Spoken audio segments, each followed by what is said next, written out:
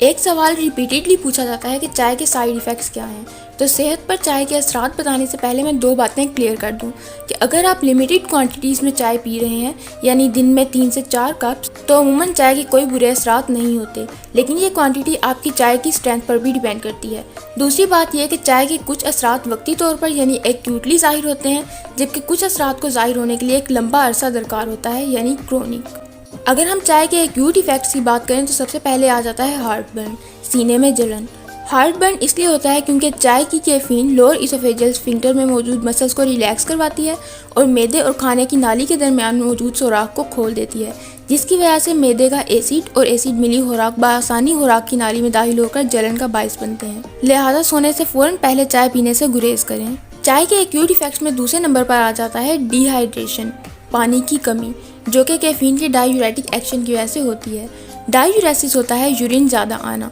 इसलिए जब आप चाय का इस्तेमाल ज़्यादा कर रहे हो, specially students during exam preparation, जब चाय का इस्तेमाल ज़्यादा करते हैं तो आपको अपनी पानी की इंटेक को भी बढ़ाना चाहिए। चाय का तीसरा एक्यूट इफेक्ट है मेल एब्जॉर्प्शन, मतलब जो भी आप खा रहे हैं वो प्रॉपरली ब्लड में एब्जॉर्ब नहीं हो रहा,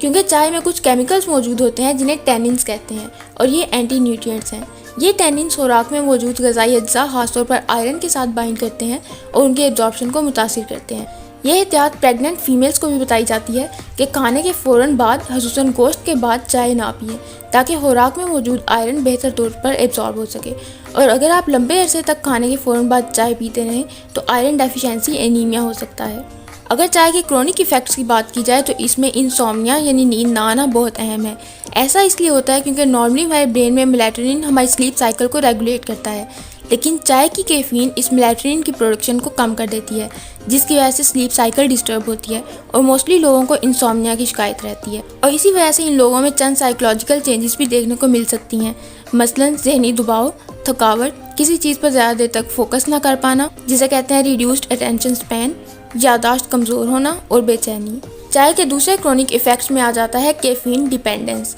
मतलब अगर आप लंबे अरसे तक चाय का एक्सेसिव इस्तेमाल कर रहे हैं तो आपकी बॉडी चाय की आदी हो जाती है और अगर आप चाय ना पिएं तो चंद इलामात ज़ाहिर होती हैं, मसलन तबीयत में चिड़चिड़ापन, सर दर्द, दिल की धड़कन का बढ़ना, मुसलसल थकावट का एहसास रहना वगैरह। किसी ने पूछा था कि क्या चाय वेट गेन कराती है, तो चाय बजाते खुद वेट गेन नहीं कराती, लेकिन अगर आप चाय में चीनी का इस्तेमाल ज़्यादा करें तो फिर आपका वज़न बढ़ सकता है और अगर वज़न बढ़ेगा तो इंसुलिन रेजिस्टेंस यानी इंसुलिन की मुज़ाहमत बढ़ेगी और डायबिटीज़ भी हो सकती है।